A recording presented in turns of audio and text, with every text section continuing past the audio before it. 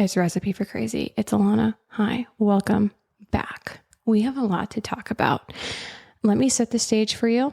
All right, it's 2:00 in the morning. I'm in Florida, as you know. I've got an ice cold glass of vanilla Coke, and I've got one singular Reese's cup to my right. Okay.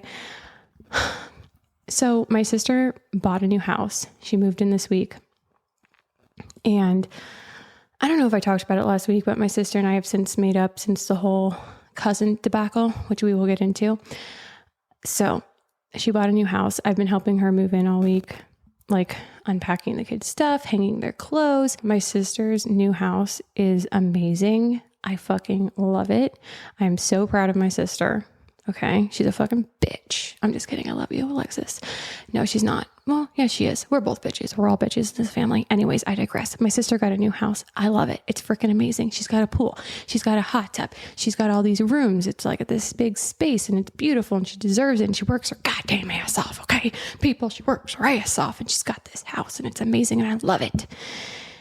And I'm going to be honest with you, it's been a very nice break staying her and helping her hang things to get away from my mom for a few days. Oh my God.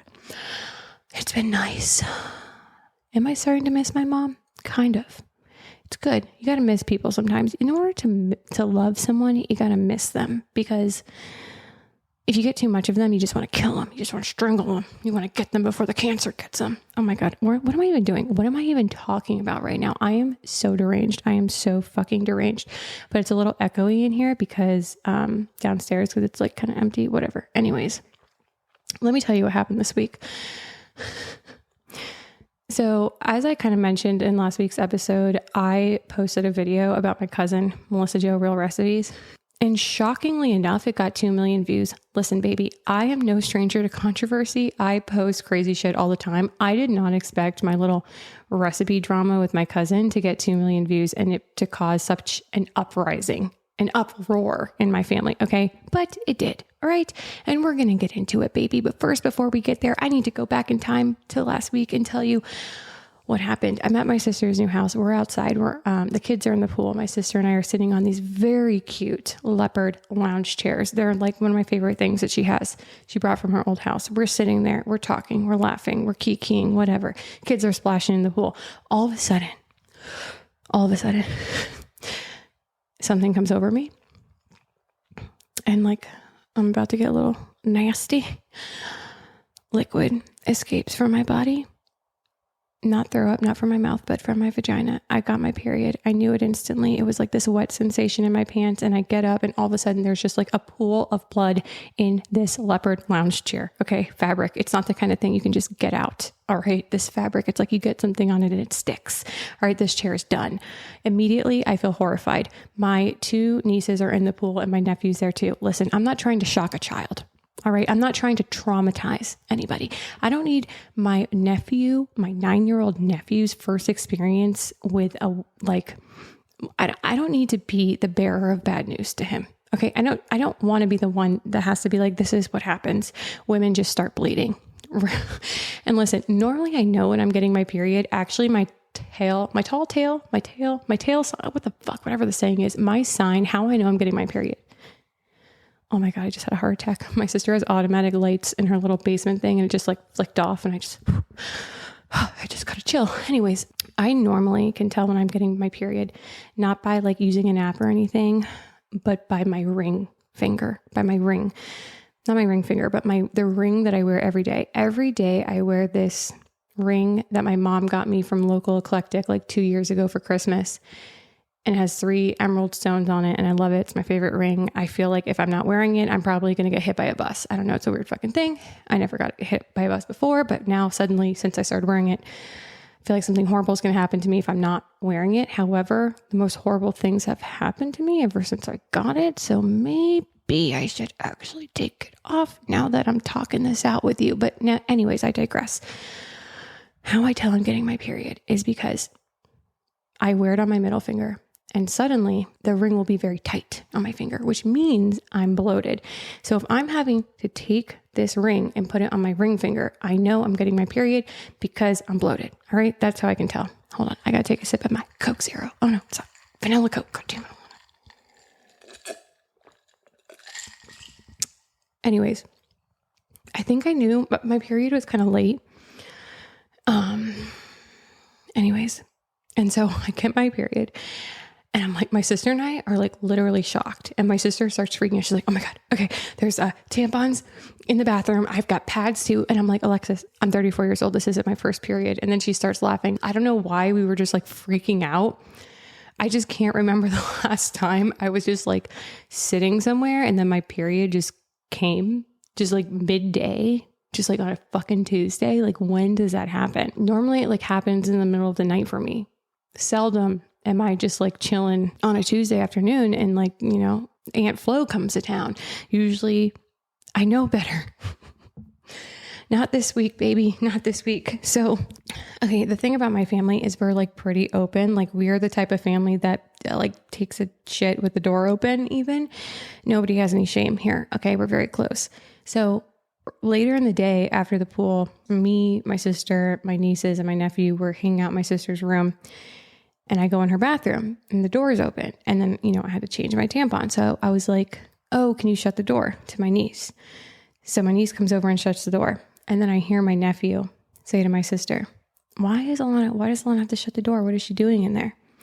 As if like, it's like privacy doesn't exist in this family. Like, couldn't I just why do we have to ask questions? Why is there a question that I need to close the door when I'm going to the bathroom? Why is that even a question? But anyways, he asked the question and my sister's like, oh, well, she has her period. And my nephew was confused. He was like, Alanna had her period, but she was like, but she didn't, like, he doesn't know what PMS is, like the word, but he knows that like before a woman gets her period, they're like in a bad mood or whatever. So he says to my sister, well, like, she wasn't in a bad mood this week. What do you mean she has her period? Like, he was perplexed because I was like generally happy, I guess. And my sister goes, well, I think 2 million other people would disagree.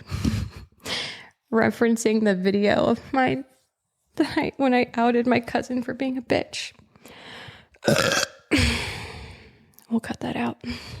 Anywho, I'm on my period. But I just decided today that I'm not anymore. Does anyone else do that? Do you just like decide a couple days in, you're like, I'm over it. It just needs to go away now. I'm over you, period. So probably bleeding through my pants again right now on this cold tile floor, but that's besides the point. Okay, so I was on Hinge the other day and this guy comes up and he's the biggest douchebag I've ever seen in my life. He has a picture of himself, a mirror photo, and he's wearing gray sweatpants and you can totally see his schlong in his pants through the mirror. And he has like this proud look on his face, right? Then I go look at his like job, like what does this guy do? And it literally says jobless. Bitch, listen, this motherfucker, you think you can come to me with your lack of employment and your big schlong and be like, hey baby, what's up? No, sweetie, that's a big no for me. That's a big X. Okay. The audacity of these men with big penises. I actually have a whole other thing I want to talk about when it comes to penises. First, I have something to say about The Bachelor. As you may or may not know, every week, me and Courtney Robertson recap The Bachelor on her podcast. You know, it is what it is. It's fun, I guess. I love Courtney Robertson. And I do like The Bachelor sometimes. I don't know. We have a love-hate relationship as long as they're not suing me. I have an opinion on something. I haven't watched Women Tell All yet. I got to watch it after this podcast. And so Courtney and I can recap it. But I have an opinion on Maria. Okay. First, when watching the show, I loved Maria. Loved her like a sister. Resonated with her. The things that she did on camera, I loved. I loved her family. I loved it all. I was like, this is a star. Okay. This is the thing I don't love about her. I talked to a lot of people in this Bachelor space, this Bachelor world. And when I say that, I mean like, you know, I just have relationships with a lot of people who do podcasts, people who have pages, people who report on the show. Okay. And I have it on very good authority what I'm about to say. So I strongly believe that Maria is really desperately trying to control the narrative of the opinions of the viewers. And when I say that, this is what I mean. I have on very good authority that this girl talks to all of the people who report on the show. And whether you want to believe it or not, like when you respect someone, when you listen to a person every week and you respect their opinions, whatever the fuck, when they say something, sometimes you tend to just side with them, especially when you continue to hear the same thing over and over again. I know for a fact that girl is in everybody's DMs. Okay. Everybody's DMs. If someone's reporting on the show, she's DMing them. Okay. Let me just say that. And I've never heard of such a thing from the show. So that's where Maria has balls. That's what I will say. That's where she has balls. And that's where she's very smart. She's very smart in doing that. And I think even Dave Neal talks about this, and probably Reality Steve too on their shows, but there's kind of like two worlds. And if you don't like The Bachelor, just skip through all this, okay? But there's kind of two worlds. There's a world where there's like the contestants, the previous contestants, the Bachelor alumni who have their pages and their recap shows and their podcasts. And then there's the fan pages and the fan podcasts, people who have never been on the show, who've never worked on the show, who report on the show.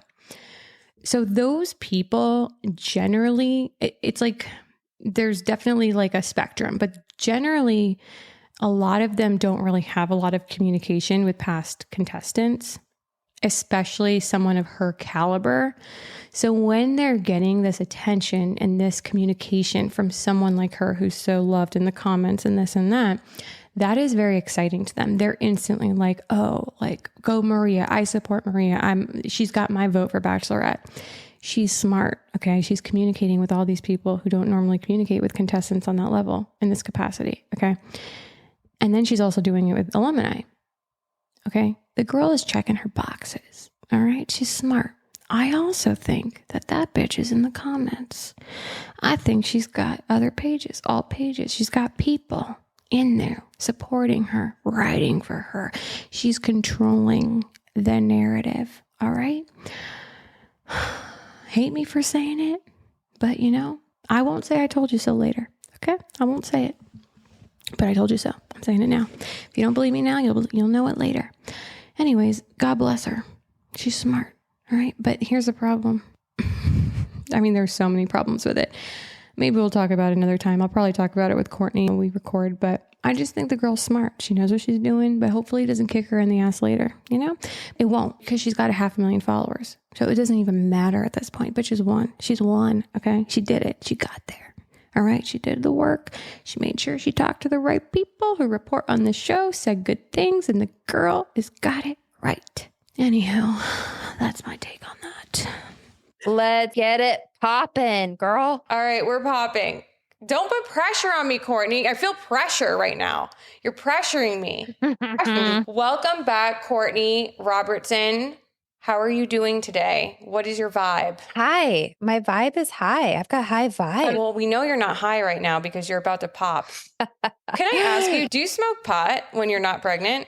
I don't. It's never been for me. I've probably like a handful of times, and I just get super paranoid. Like everyone's like, it's so fun, but it never really worked for me. I just get super paranoid. Same. Like I literally can't do it. If I smoke weed, especially in like a group of people, I get so paranoid and I get like imposter syndrome, and I start feeling like everyone is disgusting, like humans are gross, and I get like really weird and I gotta go. Yeah. And I obviously get super hungry, and it's not like when like I can drink and then be like, if I drink too much, I know like, okay, I'll have a snack, I'll drink some water and I'll feel good. But whereas like if I have smoked weed in the past, I feel like I'm out of control. And it's like in my head, the dialogue is like, oh my God, I'm talking so much. And then it's like, oh my gosh, I haven't talked for like an hour. After you have your baby, what's going to be like the first alcoholic beverage that you consume? I'll probably bring champagne to the hospital so we can have like a little celebration, and maybe a little vodka soda with a lime. That's unpopular opinion, though, breastfeeding and all that stuff. I've tried breastfeeding. It's people are going to yell at me or mom shame me for that, but because you can't drink if you're breastfeeding, or if you do, you have to pump and dump. Yeah, everyone pumps and dumps. I just was at my cousin's house. She just had a baby. She was pumping and dumping like no one else's business. I mean, come on, let's be real. Who's not pumping and dumping? Oh, I've had friends that don't. I've had friends that just drink spicy margaritas and they just get a little lazy and then they don't dump, and then the baby gets, reflux, or just like it affects their tummy. I'm like, well, maybe it's because you had a spicy margarita. Or the baby starts dancing on the bar, like it gets kind of crazy. I'm not going to lie. I have several friends that do that. I won't name names, but I've definitely had a few nights with some gals who recently had babies, who had a few too many glasses of wine, and then the baby went for the boob. But, we're not going to go there. People can do whatever they want to do. Exactly. My husband and I always joke about, like, we're looking at booster seats for my son because my cars, we just need one, and he's big enough for one now. But like, he's like, I remember my parents would just throw me in the back seat and buckle me in. Like, how did we ever survive? Literally. Well, that is such a great question. I really don't know how I survived my childhood with my mother, but yeah, that's a whole other discussion. We have to talk about the Women Tell All, which I know I dropped the ball this week. We were supposed to recap, and I had really bad Wi-Fi cable situation, and I couldn't watch. But I watched this morning, and I have opinions. So do I. I'm a bag of emotion over here. I watched the Women Tell All. It took me 2 days to get through. But I cannot wait to dive in with you. And you didn't drop the ball. This is a podcast. We can do it when we can.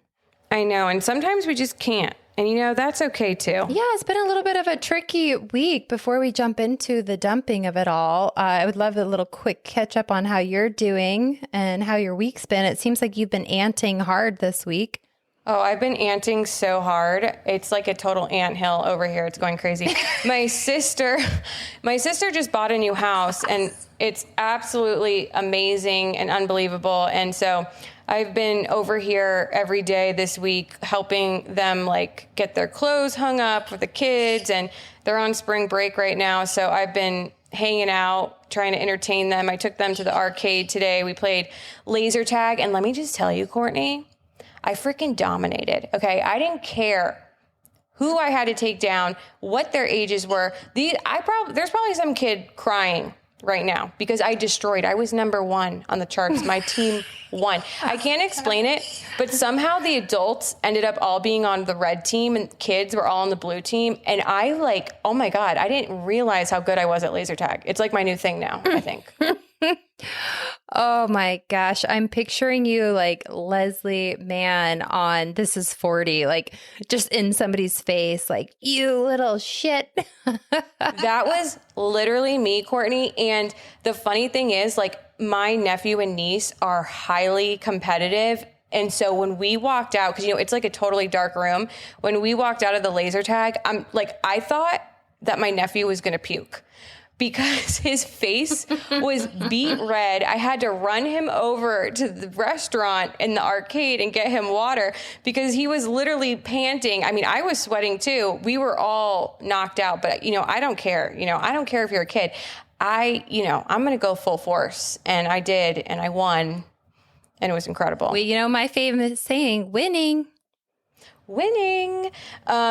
Speaking of people who like to win, can we talk about Maria? Yeah. How she going back to the Women Tell All. Oh, and I didn't even ask you about your week. I'm so rude. Oh, it just sounded like such a good segue, but I need to know about your week. How are you doing? Oh, you sweet thing, you. I'm hanging in there. Recovered from spring break. Baby's good. I got to see him yesterday. I did a guest spot for the OG podcast with Bob Guinea. I've had a lot of feedback on that because, you and I talked about, I was like, I'm never going on Trista's podcast. So I just wanted to clear the air there. When I went on Bob's show, when they reached out to me, I said, I'll do it, but I'm not doing it with Trista. So I've had a lot of messages like, you said you were never going to do it. So I did that with Bob Guinea. We had a fun little lighthearted chat. You actually did tell me that. I don't know if we talked about it on the podcast, but I remember we talked about that you were going to respond and say that you would do it just without Trista. Like, what did they say when you said that? Yeah, I was just, as you get older, I'm just like really good about setting boundaries. And I don't know if it's being pregnant, but like, again, my bullshit bag is full. I'm in my home stretch of pregnancy and I'm saying no to a lot more. And I just said, hey, I would love to record with Bob. I've never done that. But if Trista's on it, I can't do it. So, and I just told them, I'm like, this is why. And they said, sure. Yeah, you can record with just Bob. So, and that worked out great. It was a fun conversation. There was no awkwardness. And I said, anytime you need me, if she ever falls off, I would be happy to, co-host anytime because we're OGs. But wait, let's not breeze past this, Courtney. You know me, I'm very breezy. You are. You're easy breezy, but I need to speculate for a moment. I mean, obviously they had to tell Trista that you said that. Do you think it even like registered for her? Like, do you think she even cared? Like, do you think she got the message? I would be curious. I would love to know if she did. I've talked about it multiple times on my podcast. I didn't like the way she's treated me, the things she said about me. And I haven't heard from her. So I don't think I'll be hearing from her. Bob didn't bring it up. I almost brought it up and I was like, I can't talk trash about the other co-hosts on their podcast. So, he could have asked me about it. My husband's like, they might try to rope-a-dope you. And I was like, hey, I'm happy to talk about it. I'm at the point in life where I'm just going to be fully transparent and I don't have time for inauthentic people. I agree, but they're probably not controversial enough to even go there. They kind of lean on the side of like the goody two shoes, the minding their P's and Q's and not really going there. And, respect for that. But transparency is key. Living a life of transparency, you can't get in trouble. If you don't live a life of transparency, then you end up having a crazy ex-Bachelor producer going on their podcast and saying that they saw you on Raya before you announced your pregnancy. So You get it. And I think 20-something-year-old me would have just done it to do it and to keep the peace. And the friend, it was a good friend of mine that asked to do it. She's like part of the iHeart family and she's always been good to me. And it's funny, there's like 5 people on the email. They have assistants and people who book all this stuff. And I just said, hey, this is what it is. And she just shut it down real quick. She's like, done, and done. Can I just tell you, if she really is a nightmare in real life, like to other people, the assistants reading the email probably just loved that. They probably ate it up. I kind of had the same thought, honestly. I'm like, and that's the thing is everybody kisses her ass. And I told you, I'm done. I'm not doing it anymore. I've tried with her. I've given her the benefit of the doubt. I accepted her olive branch, but every experience I've had with her since then has been disingenuous. So, but enough about Trista. Like I said, I'm keeping the peace. Like I'm limiting my access to people that just don't do much for me. It's not blowing my skirt up, but Bob was great. Yeah, you do. You especially have to protect your peace right now because you're about to break water any second now. So, you don't want too high stress, Yeah, I'm in the home stretch. My family's my key. And, I'm just so happy. I'm so happy. I'm 2 months away. Baby's good. So no, it's all good here. I watched the show with Maria and everything. I had Reality Steve on this week and obviously this isn't a spoiler show. I don't know if you spoil or whatnot, but, I don't know. I had a mixed bag of emotions. I listened to the Ben and Ashley I podcast and Ben went hard in the paint he poo-pooed all over the Women Tell All and just how bad it was. And it's interesting to hear other people's takes when I was like, I lived through a Women Tell All. And I was in the firing squad. So, but yeah, I think it was handled well. I think Maria stole the show. Mm-hmm. I would love to hear your thoughts on it because everybody wants to know. Oh, but before we get there, I was going to talk about the Kate Middleton of it all. Like who gives a CRAP? What is she alive? Is she? I just could give a crap about the royal family. Literally, Literally. And you know what? Yeah, hard right turn here real quick. I absolutely agree. It is just so wild to me. I mean, even my sister is invested, and my sister could give a crap about anything pop culture. And I'm like, why do you even care? I don't understand why everyone is in such an uproar about this Kate Middleton thing. Like, I literally could care less what that woman is doing, like at all. People are speculating that she got like surgery, like plastic surgery or whatever, or there's cheating, or I mean, the husband looks like something that like crawled out of a cave, who hasn't seen like sunlight in like several months. I mean, I guess he's a prince about to be a king. Is that enough to get into bed with him? I don't know if he's cheating or not. Maybe. I don't know, but I don't care either. Honestly, I really don't. Well, then I just had to bring it up because I'm just like, what is the big deal? It reminds me of when Tom Cruise was with Katie Holmes and they had Surrey. And it was like literally on the headlines every week. Like, what is Surrey wearing? Where's Surrey? Blah, blah, blah, blah, blah. It's like, I don't get the fascination with the royal family. Is she dead? Is she alive? I think some people follow it very closely, but I just had to touch on that. That's been top of mind. I actually have Tom Cruise tea randomly. Give me the tea. Is he GAY? Because that's been the ongoing rumor mill for years in Hollywood. I mean, who isn't gay in Hollywood? I mean, that's my personal opinion. I don't know. It's not a gay rumor. It's not even a rumor. This is like a real life experience that I know of someone, and it's super random. Did Tom Cruise and Nicole Kidman ever have kids? They adopted 2 kids. Okay. So the story is someone that I know, she's a little older. She has red hair. And at one point in time, she was considering donating or being like a surrogate or donating her eggs. Okay. And she was told this is a very high profile situation. They're looking for somebody with red hair, And she was like the perfect candidate. And she was like she's very intelligent, all these things. And so the people that she was interviewing for to like give her egg and surrogate, whatever, was Tom Cruise and Nicole Kidman. Get the heck out of town. Yeah, isn't that crazy? So I guess they ended up adopting and not going the surrogate egg donation route. Well, you never know. But, apparently him and Katie Holmes had a baby together, and there was like a still clad contract, and, he's super into Scientology, and the rumor has it that he's been GAY, maybe even with John Travolta. I mean, you hear stuff living in Hollywood throughout the years. I knew about Kevin Spacey and I had people that talked about him doing kind of, he's been in the media about sexual assault and that kind of stuff towards guys. I heard about that 15 years ago. Same for me with Will Smith and P. Diddy. I've known that. I mean, I don't think it's been 100% confirmed that Will Smith is gay, but I have heard those rumors for like 10 years.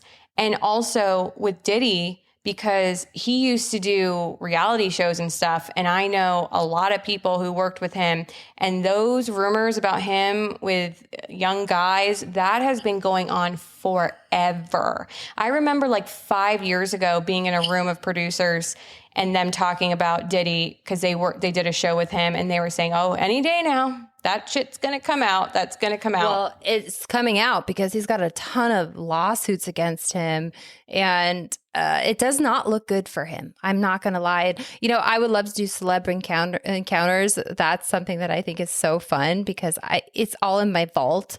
I could talk about Ellen DeGeneres and all the things I've heard throughout the years. I've heard she's a total bitch. And then like, this is like years ago I've heard this. And then her show's canceled. There's lawsuits there, and it matches up with everything I've always heard about her. Yes, same. We both have so many. We need to dig into that and lean into it because, we love pop culture. We're going to probably do our own show. And I think that could be a fun segment. Hollywood Nights. You and I, hell, you were around the Kardashians. So, but there's a little tea right there. Oh, we have so much tea in the vault that will probably get us sued, but whatever. It's for the people. It's going to come out one way or the other. I know. I mean, it is crazy. If we did a podcast like 5 years ago and we were talking about all the Diddy and Will Smith and Kevin Spacey and all that stuff, like imagine the things that we know that haven't even come out yet. We should just go for it. Not right now. Wow, what is all this? Oh my God, my sister just got home. Hey, sister. Hi.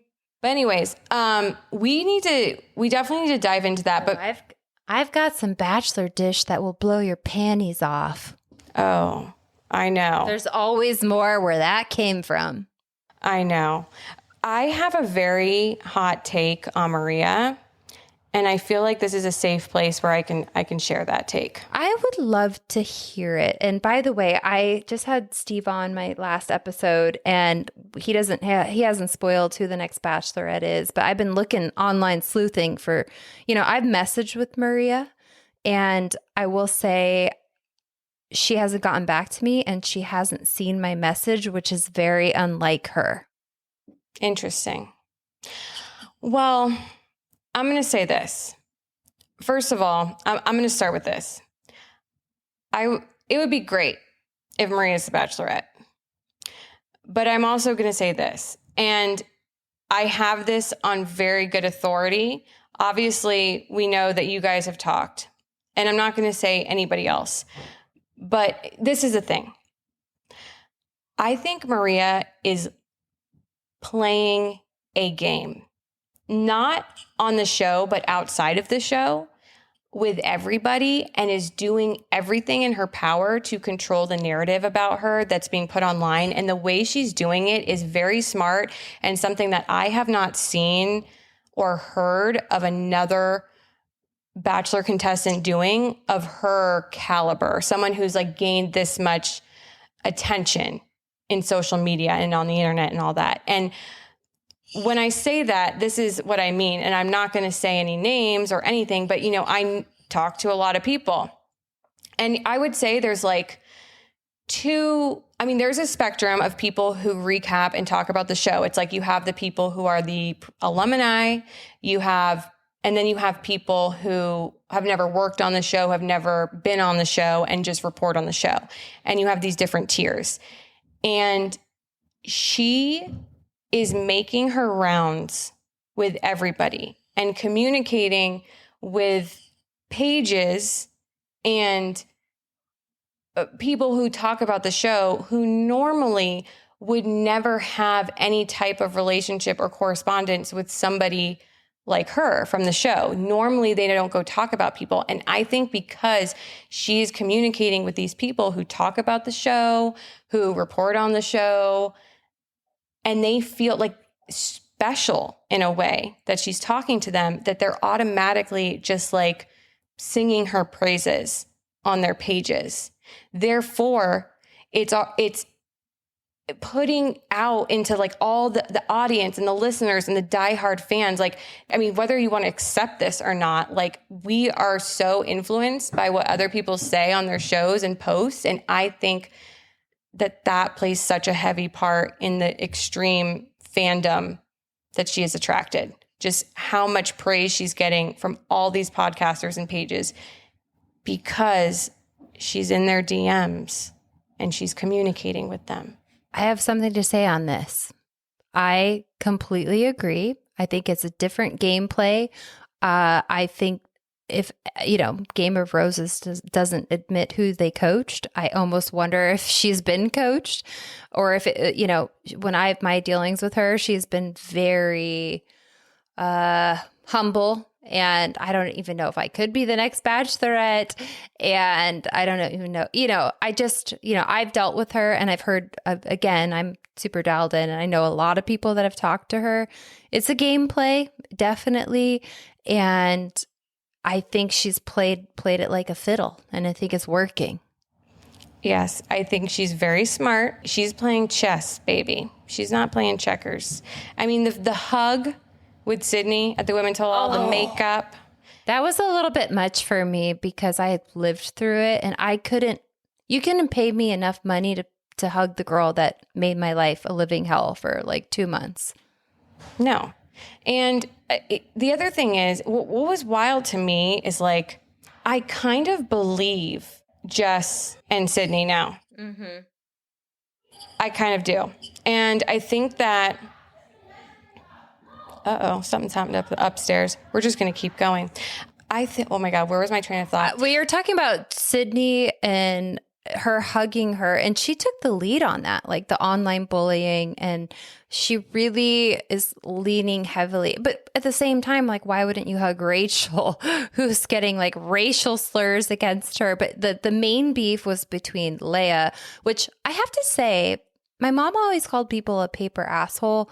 The way Leah handled it was like, that to me made me believe that they know that she's probably going to be the next Bachelorette. Because I'm not trying to cut you off, but I just had this sudden urge and passion. I don't think that Sydney and Leah had a choice in forgiving her, because she's so loved and has such an army that if they say anything that goes against it or don't make up with her in that moment, like, they are the worst. And they've already gotten so much bullying and hate. Like, they don't have a choice. They're put in a corner. They have to. Like, for their mental health, they have to make amends and kind of limit their attacking, or like they're just speaking their truth, And I really believe Jess in what she was saying. And I really did not like, as Jess was trying to communicate to Maria what she was doing to her, Maria was doing the exact thing that Jess was saying she was doing in the house. And like, It looked like Jess was on the verge of tears. And then Maria just keeps going for her. I don't know. I like really actually felt bad for her in that moment. I did too. And we loved our girl Jess from the beginning. And she just kind of shrunk into the hedges, and she was trying to hold her ground. I totally agree with you on that. But Maria was like a pit bull. She was a pit bull the whole time. She's up, she's moving around. And even Joey's saying that he thinks she should be it's everybody. It's across the board. But how, and it's funny, we've talked about this like even offline. Like, I watched it and I was like, oh man, I'd love to see Lexi. I really was impressed by her. I think that there's something to be said about, and don't get me wrong, I like Maria. She's confident.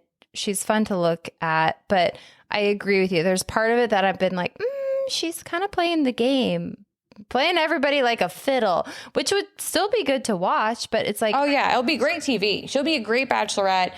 I'll enjoy watching it, but let's not pretend that she's not playing a game. Let's not pretend that she's not enjoying every second of this. And let's not pretend that she wants to be the Bachelorette so she can get engaged. Do I think she will get engaged if she's a Bachelorette? Maybe, for TV, but I don't think it will last. I think she's riding this high, and it's really not. And you know what? Who is actually there to find love as a Bachelor, Bachelorette? Yeah, maybe she is real. Maybe she is all these things, but like, I think she's there for Maria, and as she should be. Good for her. Like, I don't even mean to knock it, I guess. The other thing is, like, she kept saying, like, I'm real. I'm this. I don't lie. You lie. I'm real. I'm like, okay, like, I don't know. Something just didn't sit right with me. Yeah. And I think I've heard from other people saying the same thing. And it's just, it's hard to put your finger on. And I agree. And I think for like the naked eye and the viewers at home watching, maybe they feel that way. I think it's a mixed bag. I think you get Daisy, who's like this wholesome, there's two totally different options. Or Lexi. I also heard that Jen might be in the running now, but I truly believe it's going to be Maria. I think that there's going to be an uproar if it's not her. And I think if it's not Daisy, especially after next week and we see what happens, I think that could be a huge uproar. But either way, either contestant's going to get some backlash. But can you imagine the promo of Daisy in a field of daisies holding a single red rose? Yeah, it's cute. It's cute, but she's also only 25. Maria's 29. We've talked about age here, not to be an ageist. And Lexi Young, who has a compelling story, who's super charming to watch. She's 30. She had endometriosis and she's frozen her eggs. Like, I don't know. I watched the Women Tell All and I was like, man, I'd really love a curveball here. I'd love to see Lexi. I just think I don't think it's going to be Lexi. I do think it's going to be Maria, and all the stuff I just said, I still would want her to be the Bachelorette just for the entertainment purposes of it, I guess. it's a very interesting year for them to choose because they have so many good options and people are... Sorry. What? I sneezed and peed my pants. Oh my God, girl. You're at that point. Sorry. Oh my God, you poor thing. So sorry. Look at you with your audio. You've got your nephew upstairs and my life is peeing my chaos. pants. We're going to keep it all. No, I'm going to edit out the parts where my sister's yelling, but it's okay. Life's crazy over here. You can't, it's just real life. What are you going to do? I'm sitting on the floor in my sister's basement. People are stomping upstairs. There's kids yelling and screaming. Laundry needs to be done. There's a lot happening, It's life. You're peeing your pants. I just peed my pants. It was just a little bit. It's okay. What are we going to do? I don't know. Will Maria be in my DMs like, Alanna, why did you say that? Or your DMs saying that was unfair. Or she's the Bachelorette and she really is just going to laugh her way to the bank and to Instagram followers and to all her supplement ads. We love it. Send me the promo code, girl. I can't wait for your code. Remember what it was like, the hair gummies? Yeah, remember when it was the Fit Tea? Oh, yeah. They approached me and I was like, I get approached by a lot of companies like, do you want to collab? And it's like, we'll literally pay you peanuts now we'll give you a percentage of every sale. And I'm like, I would never promote to fit tummy fat tea or whatever. I'm like, that's not on brand. I'd rather be living out of my car than selling somebody some bullshit. I had a vibrator company reach out to me. They wanted to pay me $8,000 to do an ad. And I said, no. Girl, I had one that was 10,000 a vibrator. You know me, we've talked about it. I love a good vibrator, Same. but I was like, I just cannot do it. And who wouldn't love a cool 10 grand? Oh my God, I could use it. I could really use it. Who couldn't? But I was just like, I literally can't. I post stories of my family. I'll go online and like say the weirdest stuff, whatever, which I do. Like, who am I? Like, I'd say the craziest stuff online, but I just can't. That's like one line I can't cross. It's a vibrator. I know. And then you're the vibrator girl, but right. We'll see who it is. I mean, I agree with the hugging and like it just... Who else stood out? Leia. I mean, I couldn't believe that she just crumbled so hard and was like, the girl I'm watching on TV, I loved. I'm like, well, you went so hard in the paint the other direction that it's like you said, she kind of had to. And I said, I don't know on what podcast, I said, Sydney, the best thing she could do is to become friends with Maria. And she even said I was annoying. Her hair was a little wackadoo. I actually think she looked good. What? No, you didn't. I thought she looked better than she did on the show. Well, yeah, the lips are a little bit much for me. And she's super friends with Ashley I, which I love. I shouldn't say I love, but I feel friendly with Ashley I. And I don't know. I'm just not a big side part hair girl. Her hair was on full volume. I also watched it at 5 a.m. without my glasses on. So I couldn't, without my glasses, nobody's in HD. It's like vision is like a Kodak disposable camera. So everyone looks good. I'm sure if I had my glasses on, I would have, maybe I would have felt differently. Well, you know what? I agree. And then I think that was like kind of it. Like it was kind of lackluster for me. I mean, obviously they're fighting, they're talking all over each other. Jen couldn't get a word in edgewise with Maria. And what else stood out? Anything to you? I didn't even really take notes. I was just kind of like, it is what it is.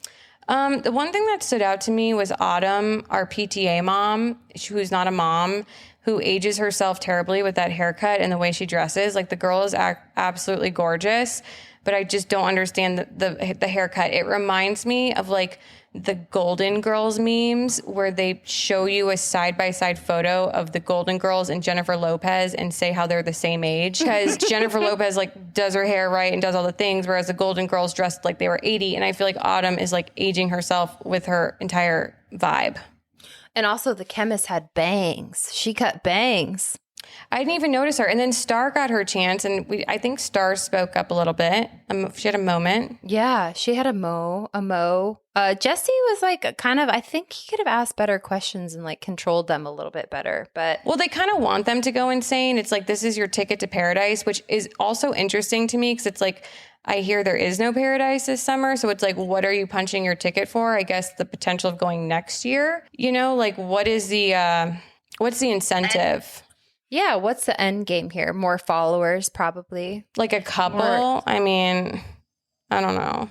I know. And then the Golden Girls were there. They just announced they're doing a podcast, The Golden Hour, which I'm like, what are they going to talk about? And like, seriously, they'll show up to the opening of an envelope. And don't get me wrong, I love them.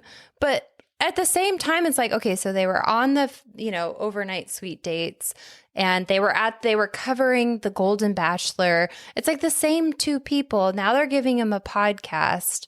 Leslie was there, who took some heat for kind of screwing the pooch with Kelsey and getting her all rattled up. But anyway, I just had to touch on the Golden Gals in the audience and asking them to like hook me up with your single friends. Remember, they were like, ask us anything you want. And Joey's like, yeah. By the way, did you catch that? He was talking about Jason Tartick.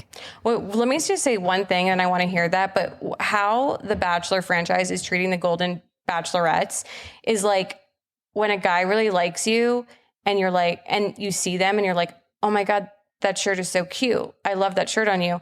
And they're so desperate for your attention and your like validation that they just keep wearing that shirt every time they see you. And you're like, okay, like I said, I like the shirt. You can stop wearing it. Like maybe try other shirts. They just keep stop shoving it down my throat. Yeah. Like I said, I like the shirt. I didn't say wear the shirt every day. That's what the franchise makes me feel like with the Golden Bachelorettes. It's like, oh, we finally did something right. We did something right. Let's like keep shoving it down their throats. I'm like, okay, like I can't take it anymore. I can't take it. I know, it's their bedtime. Let's go. I'm like, oh my goodness, they're really milking that. They're really milking the teat. Right. Milking the TTs. What was the Jason Tartick thing? So they asked the girls like kind of towards the end, which by the way, let's commend Joey. I think he did a great job. He's a smooth operator. And I didn't think I didn't catch, maybe I missed it. I don't think that they brought him up with Maria to sit in the hot seat.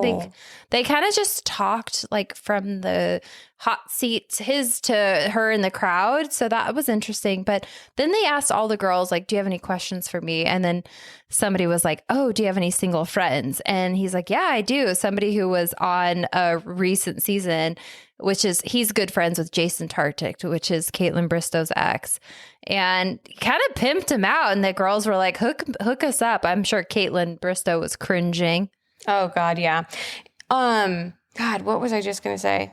Maria didn't go upstage. That is very weird because they always usually have a hot seat with whoever made it to hometowns. So that is bizarre. And they also just like brought Rachel in too, and like her exit was on the Women Tell All. Like that's very weird. And I know that it's been spoiled who wins and what happens, but like Jesse keeps teasing that like you're not going to expect it and this and that, and then they're like condensing all this stuff into Women Tell All, which makes me wonder, like, is the spoiler not right still? Like, is there something we don't know, but maybe not? I don't know. I had the same thought. I was like, oh my gosh, maybe. I was like, am I just buying into the BS? But no, I had the same exact thought. And so I'm excited for next week. I hope we can recap and kind of dissect what was really hyped up enough. I mean, they do that. Like you reminded me, they do that every season. They always do. But I think I'm just like, I don't know. There's like some kind of weird feeling that I have where I'm like, is there more that we don't know? Like, because I know that it's been, spoiler alert, like I know that there's been photos connected to like an Airbnb that have been said it's like the happy couple. But I'm like, what if it's a situation where he leaves alone and then they get back together afterwards? I don't know.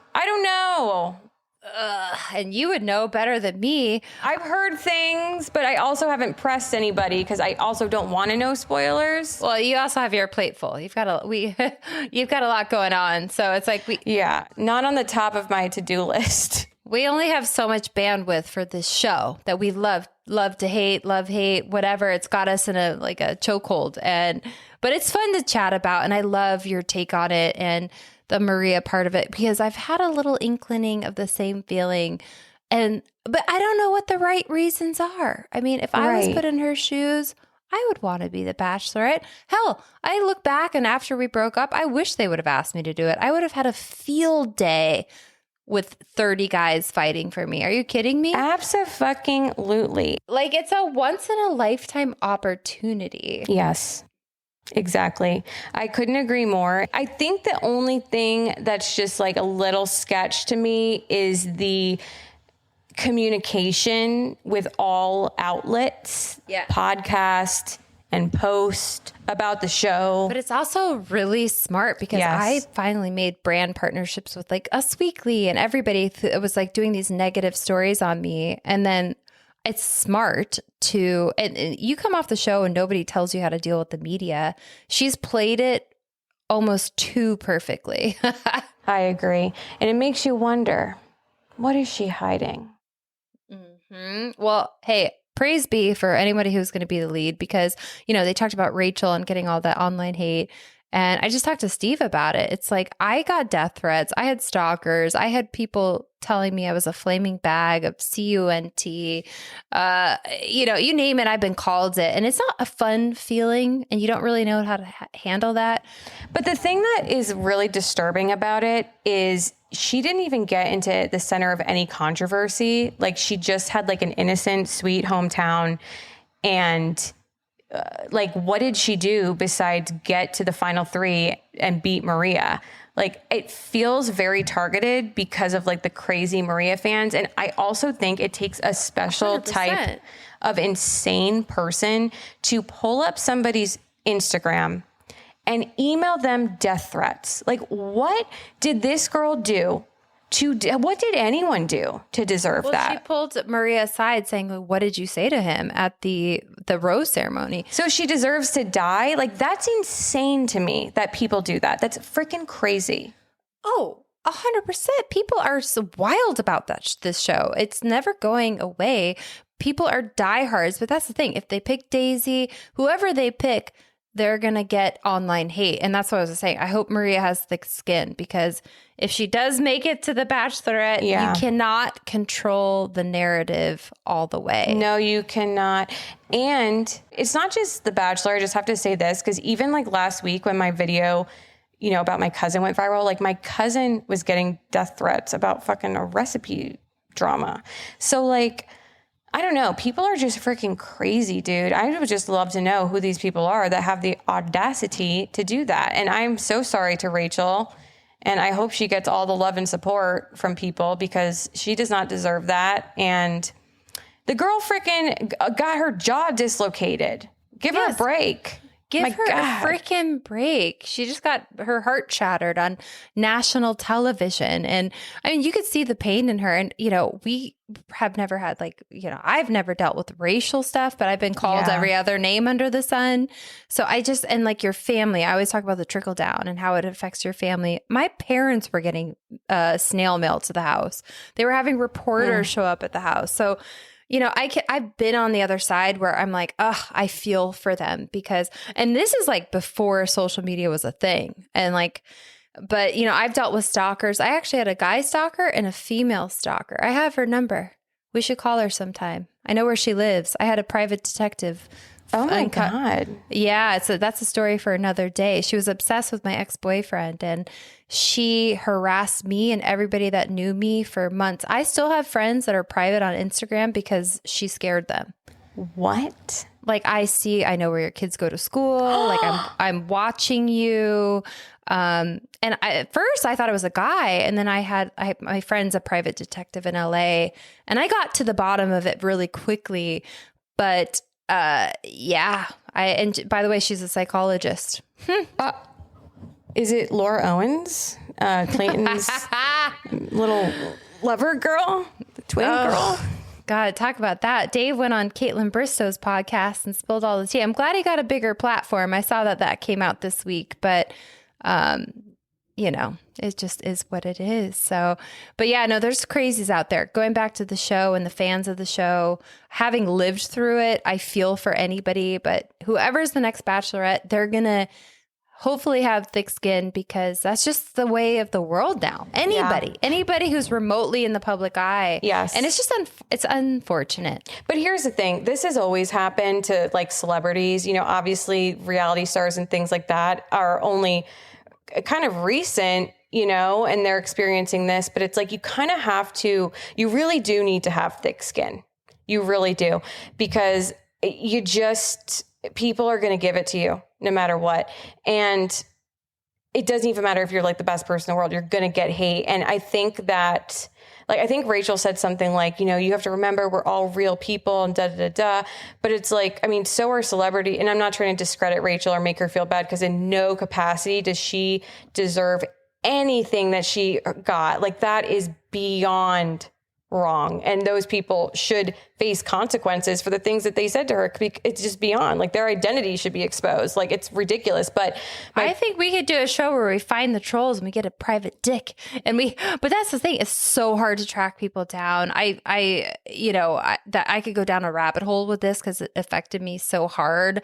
But it's also like Trista, like the other people piling on, like, because I went on your podcast, I talked about how my mom tried to commit suicide, and then I was sitting there at the Women Tell All just getting ridiculed, and I was like, none of this matters.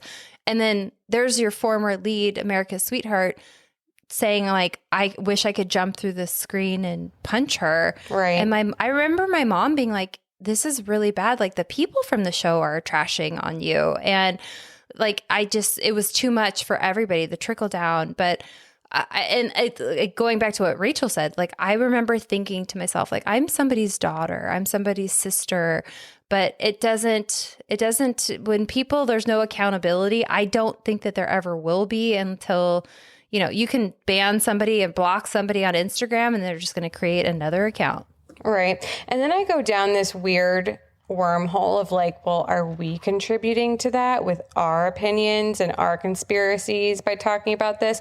But then I go and think like, well, it's part of doing this. Like, this is part of being an entertainment. It's just this like weird trickle effect, because thinking about Trista, you know, saying she wants to jump to the screen and punch you in the face. It's like, right. Are we the drama? Are we the drama? Yeah.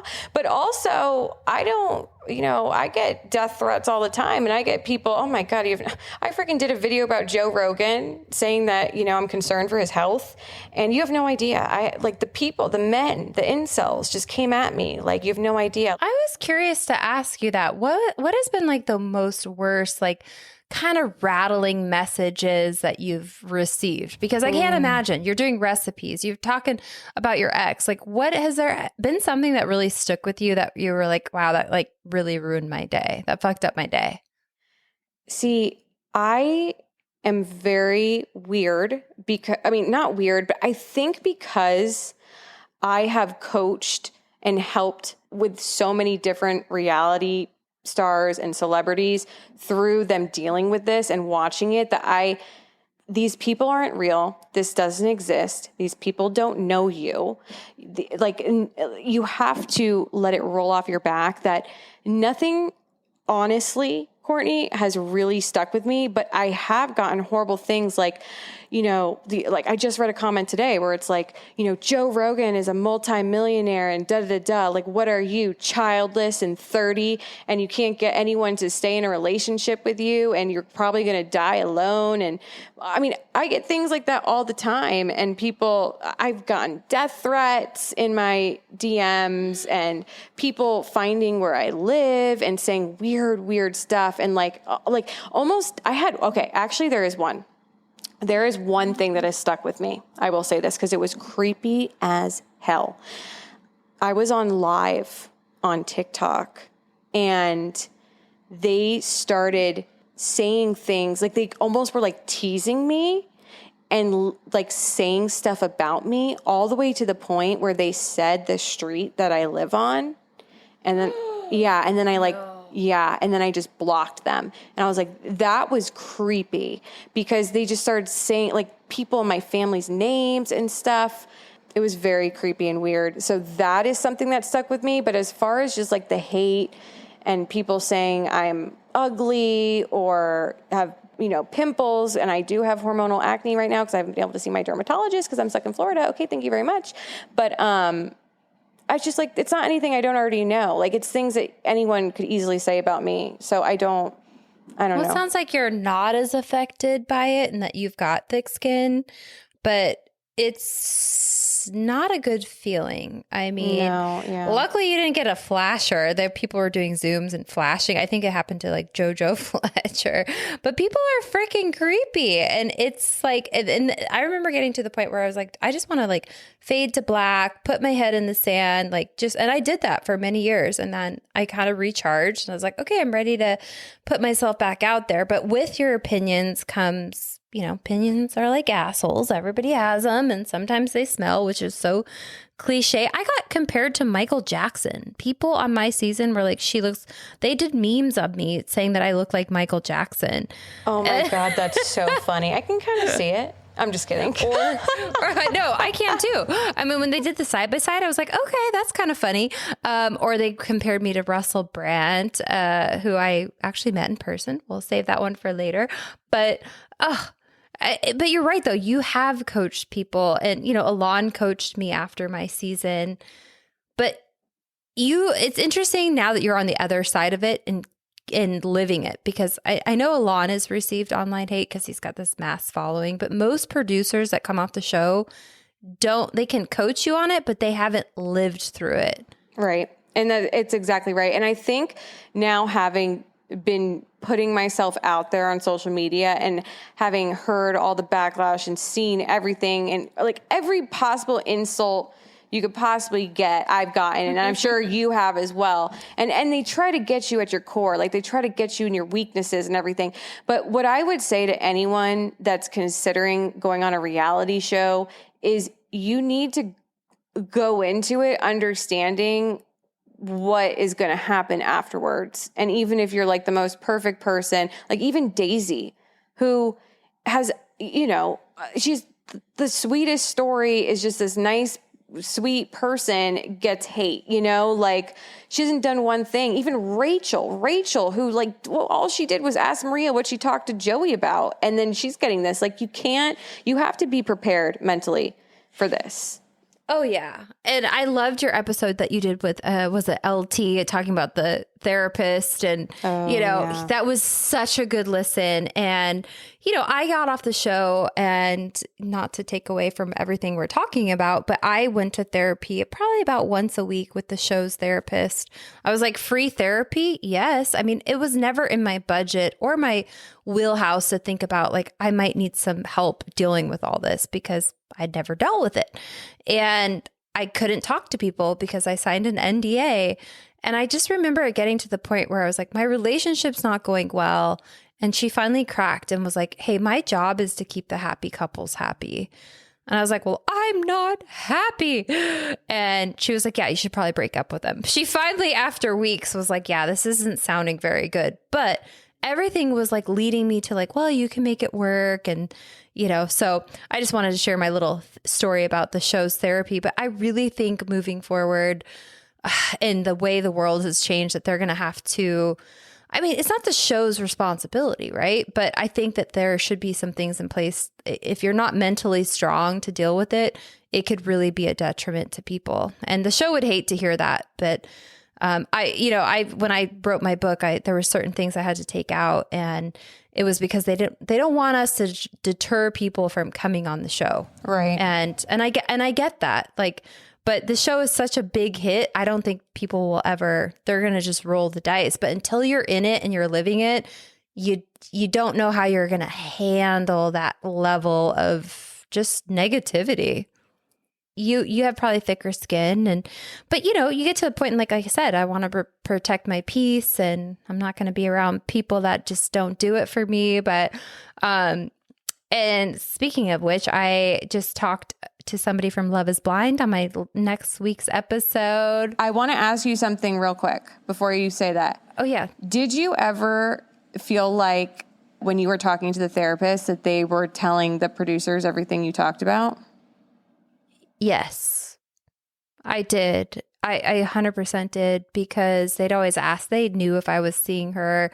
And believe it or not, a funny story, back when you do your background check and the first initial casting process, they make you do a background check. So you go and you sit there. I think it's an attorney, but it's a long day of questions. And long story short, they asked me some like, okay, is there anything that from your past that could come up? Like, we need you to tell us everything.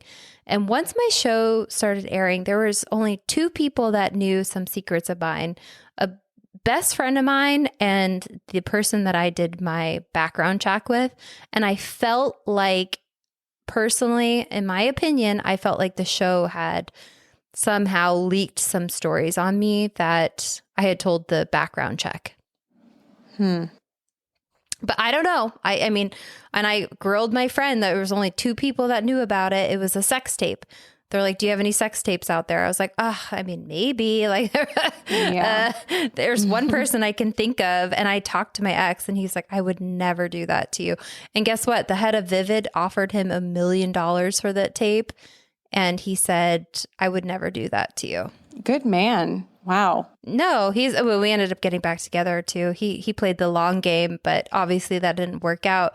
And then my friend that knew, he knew, and then the show knew. So there were other things too. What were the other things? There was stuff with my mom that was going on. And, obviously I kept that close to the vest that she was struggling with alcoholism. And then Us Weekly was going to run, my mom had a run-in with the law. They were going to run her mugshot on the sidebar of the magazine.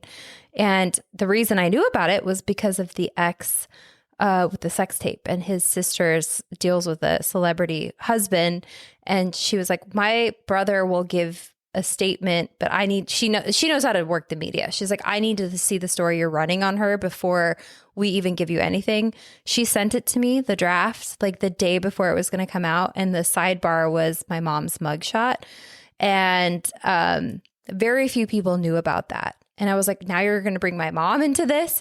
And very, very few people knew about that. Like, it just was like, something I was dealing with at the time. And I went full bore. I called the EPs. I said, if you don't do something, I was like, I'm literally going to go to every media outlet and blow the freaking doors off of this thing.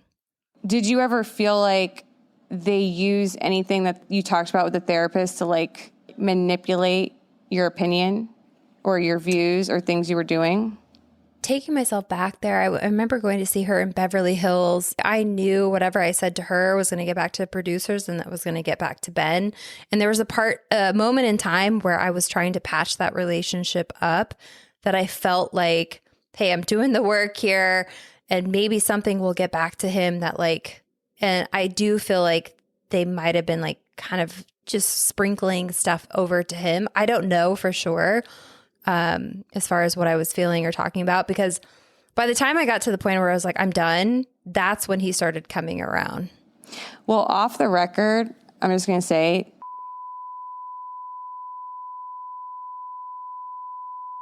wow. What about the relationship? Like, it's like if you go to a doctor, like a patient therapist. Well, in the contract. I didn't know that. Yeah. Isn't that crazy? Well, I mean, the whole like STD testing thing, funny story. Like, I remember, I passed all my tests, but like, I do remember filming, and then they would come around in the morning and give their girls, there was a couple girls that needed Valtrex, and they made them take it every day. And it was like right in front of everybody. Like, okay, come and get your Valtrex. There's a little piping hot tea for you. No shame. Wow. No, there's definitely been some people who couldn't make it to the beach and otherwise because it didn't come up crystal clear. I think it was more of like on their lips. You know what I mean? Yeah. Like, you can get in with that, but not if it's downstairs. Yeah, I've heard that. I've promoted some friends to go on the show that didn't pass the test, and then they were in the runnings, and then they were quickly out. Yeah. Which is kind of crazy if you think about it. I mean, if you're in your 30s and you've been, and I know you've talked about going on a date with somebody who's had it. I've been on dates with people that tell me like night one I have it. So it's It's one of those things, you know, that's kind of unspoken. Well, let me just tell you this, and this was another thing that could probably get me canceled. I had 2 guys back to back who told me that they had herpes, okay? Let me just tell you, if I had herpes, I would literally take it to the grave. I would be a super spreader. I would not tell a soul. I don't care. And if they called me and they were like, did you give me this? I'd be like, excuse me? You're disgusting. Who have you been with? How dare you? Lose my number. Honest to God, hand on the Bible, I do not have it. But if I did, I wouldn't even be talking about it in the first place. And there's just a double standard, because if a guy has it, women will just be like, oh, okay, because we're all like emotional based. But if a girl has it and you tell a guy, they just like think you're gross, I would imagine. Well, and they do a blood test. So that's how they know. It's, you know, that they're going to find out if you have it or not. You can't really lie about it if you want to go on this show. No. Yeah. And that's just crazy. It goes to a testament of like, well, they're probably not using condoms, because you could still have that and still have a successful love life. Well, they probably don't want to be liable. Like if someone gets herpes on the show, they could get sued, you know? Oh, wow.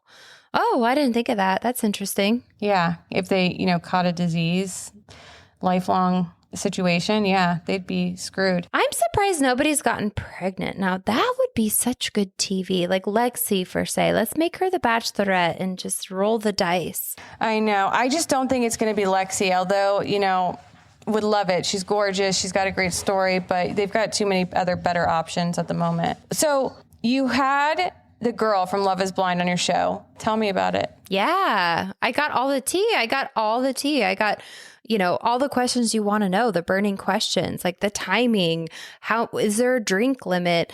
How about, are the rings real? Do you get to keep the rings? Yes, you get to keep the rings, and they are real. You know, on The Bachelor, if you're not together for 3 years, then you have to give it back. I didn't get to keep my ring. She got to keep her ring. She's like, I don't even know what to do with it. Yeah, her ex just announced that he's going on Perfect Match. And I mean, I got all the tea. It was really good. We talked about the Jimmy and Chelsea of it all. She made it sound like she talked to Chelsea in the DMs. She reached out to all the girls, and that there was a lot that wasn't shown. And the way she made it sound was like, oh, okay, I get it. Like, you know, this guy that was like all in and all out, like it really changed my perspective on the Jimmy of it all, because we've been Jimmy fans. And I was like, oh, it was nice to hear a different perspective as somebody who's been through the process. But like we talked about, like, how did they not have to go to the altar? Like and like I asked her, like, did your guy know that you were going to say no? And she pretty much said, yeah, he knew 3 days before we even had to film that. I mean, how could you not? Like, you're living with this person, you're spending time like off camera. But I will say, I really don't feel like AD knew. And we talked about that. She agreed. She was like, I think she was really blindsided. She just seemed totally heartbroken. And I wanted to also say, I take back, not because I was bullied into it, but I do take back calling her a butterface, because she really stepped up her game. Yeah. I noticed. Oh my God. Okay. Girl, hold on a second. I have something to say. Oh my God, I'm on one right now. First of all, okay, let me not jump around. I love it when you get on one. Okay, let me pause this washer so I can say it without this crazy ass noise in the background. Okay. Life is happening. Let me just say this. Number one, I take back the butterface thing. Her eyelash game was on point. Okay. She stepped it up. AD was killing the game. I'm happy for her. I love her. I really felt her pain and everything during the breakup, all that stuff. This is what I was going to say next. Girl, do you know who was at the Love is Blind reunion? Blake Horstmann? Yeah. I saw it with my own 2 eyes. Well, I just need to, okay. So do you know the backstory, the history of the drama? Yeah. Okay. You saw him on Raya or one of those. So what do you think about that whole thing? So I listened to your podcast and I 100% agree. I didn't buy the like, oh, your new iPhone, it just logs you back in. I've been on dating apps. Who knows what was going on with his baby mama? She called him his life partner at the Love is Blind reunion. She's obviously hella pregnant. I don't trust these Bachelor guys that come off. He was a stagecoach guy. I've never met him. I think he's fallen in line with the whole narrative, but I mean, I 100% think that he was probably like just addicted to seeing what else was out there. And, but yeah, no, I mean, I think that he's in it now, but he's also hasn't really told the truth in the past. I was like, what is this little weasel doing? It was so random. It was like, one of these things is not like the other. What are you doing here? I could be misremembering this, but I feel like he didn't have a beard and he just looked like a child, like a weird adult child, and weaselly. Like, I don't think it helps that he looks like such a freaking weasel. Like, oh God. I don't know why. Well, I know why I can't stand him. Do tell. Well, I just don't like, I get what people say about how he like had to post the text with him and Kaylin after Bachelor in Paradise, his season, to like clear his name and all that stuff. But I really do not like the way he handled the whole situation. I don't like how he exposed them. I also think that the way her texts were perceived, like, I don't know. I just think it was all wrong. And I think the guy's only out for himself. And I also like, I watched Love is Blind season 1. Gia, she's kind of cuckoo too. Like, let's be real. And I mean, I looked at her stories. I guess she did a Q&A on Instagram.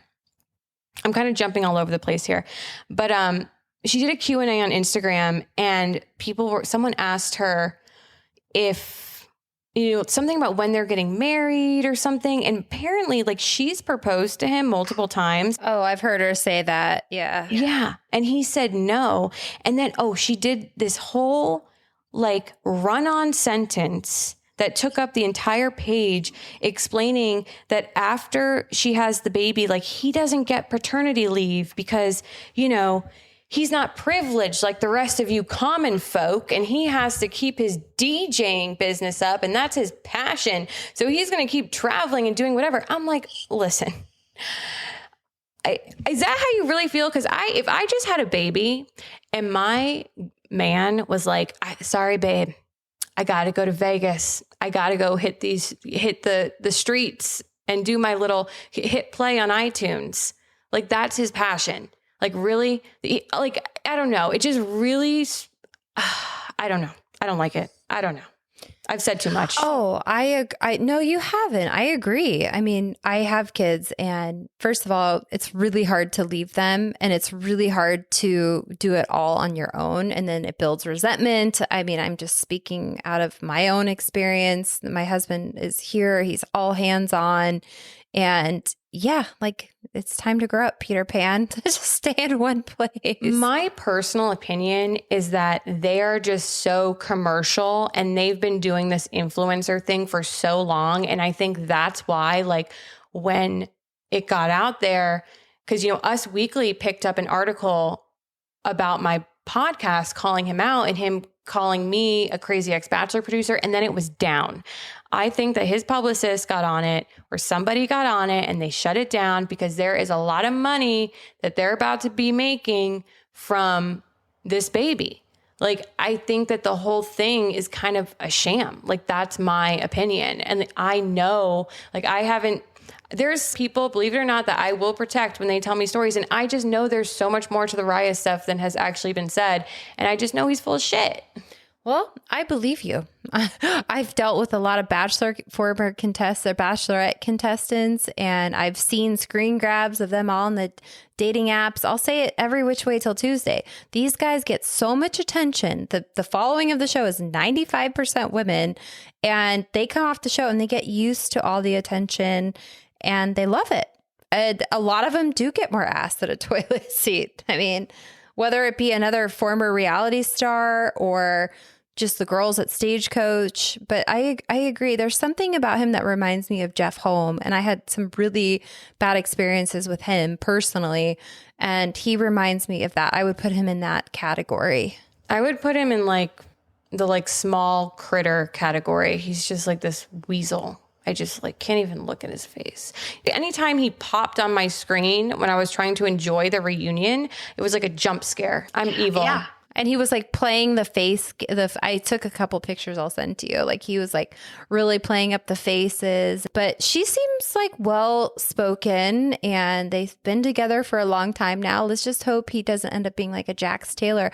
I wanted to ask you, are you watching Vanderpump Rules at all? No, but you know that new show that just came out, The Valley? The Valley, yeah. I think my ex was working on that show and he got let go. Well, I know Jax Taylor from back in the day. He was friends with my ex model boyfriend that sold the nude pictures of me to In Touch Weekly. And so I used to see him on castings. He was a major party boy. He liked to ride the White Lightning. So I know Jax. I don't understand that relationship with him and Brittany. That makes zero sense to me. Well, apparently it's coming out that he's been cheating on her and they're separated. So I'm like, and they have a podcast together that's actually doing really well. So I'm like, and they have a kid together. I'm not surprised. And going back to Blake Horstmann, like it's just, he's getting so much attention and that's what they're talking about on Vanderpump. Like they're calling him out. Like he cheats on her. Wait, Blake Horstmann? I'm sorry, Jax Taylor on his wife with Brittany. Oh. So I've been watching it. I'm just like, oh, I'm so over Tom Sandoval. But Jax is entertaining to watch for sure. But he's a cheater, pumpkin eater. And he always was.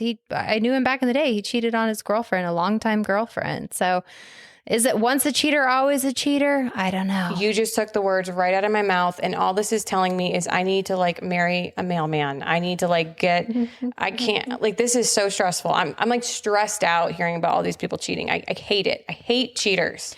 Well, as you should, you've dealt with them. And that's the beauty of it is you kind of learned what to not to fall into. And especially guys that are in the public eye, because these girls just, they'll do it. They go for it. They want to be like, oh, I hooked up with so-and-so.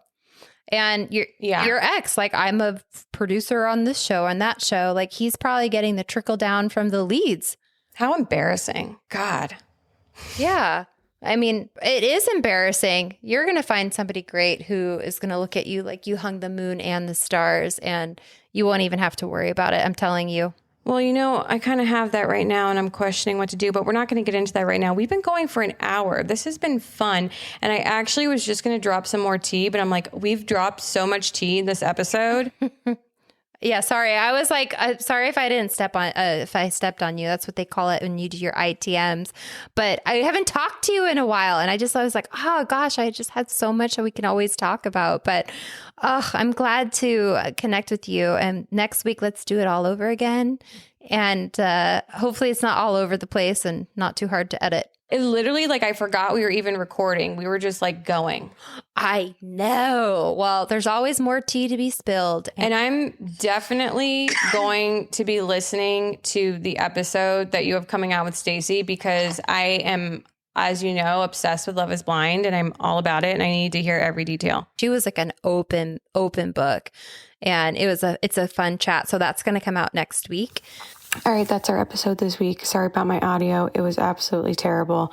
I recorded in my sister's basement with every electronic and appliance running at the same time, apparently, and people yelling and screaming. You know, that's life. Appreciate you guys. Love you guys. Give me 5 stars. Oh God, I just sounded like an annoying content creator. Literally, shoot me. But yeah, seriously, do it. And not shoot me, but the 5 stars and say something colorful and nice, please, for God's sakes. Bye.